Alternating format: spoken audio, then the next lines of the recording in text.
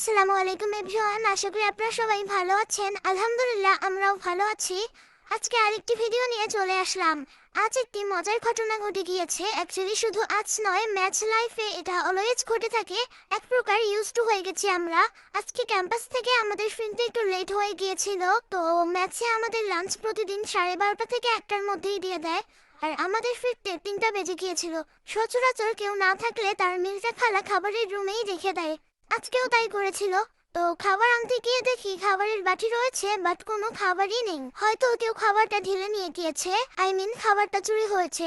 খাবার চুরি শুনতে কেমন লাগলেও আমরা যারা ম্যাচে থাকি তাদের কাছে এই খাবার চুরির বিষয়টি প্রায় শুনে থাকি, বাট আমাদের সাথে আজ ফার্স্ট টাইম, তাই আপনাদের সাথে শেয়ার করলাম। মানে আপনারা চিন্তা করেন হাউ ফানি। কেউ মিল করেও খাবার পাচ্ছে না, আবার কেউ মিল না করেই খাবার নিয়ে নিচ্ছে। বাইরে থেকে টায়ার্ড হয়ে ফিরে যদি আবার মিল রান্না করেই খেতে হয়, তাহলে কেনই বা মিল করলাম? এর থেকে পেইনের আর কিছুই নেই। যাই হোক, আবারও রান্না করতে হচ্ছে আজকে। এনিওয়েজ, আমার রান্না অলমোস্ট ডান। আলুর সাথে শুকিয়ে এভাবে রান্না করে খেয়ে দেখিয়েন, আলহামদুলিল্লাহ বেশি ইয়াম্মি লাগে। যাই হোক, আজকের জন্য এতটুকুই। আল্লাহ হাফেজ।